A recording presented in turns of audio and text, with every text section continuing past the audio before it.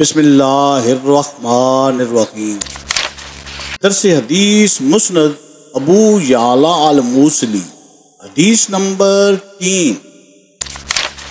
مسند حضرت ابو بکر صدیق رضی اللہ تعالی عنہما، حضرت مالک بن اوس بن حدثان حضرت عمر بن خطاب رضی اللہ تعالی عنہما سے روایت کرتے ہیں، اور حضرت عمر حضرت سیدنا ابو بکر صدیق رضی اللہ تعالی عنہما سے روایت کرتے ہیں کہ حضور سرور کونین صلی اللہ علیہ وآلہ وسلم نے ارشاد فرمایا، ہم کسی کو وارث نہیں بناتے، جو ہمیں چھوڑتے ہیں وہ صدقہ ہوتا ہے۔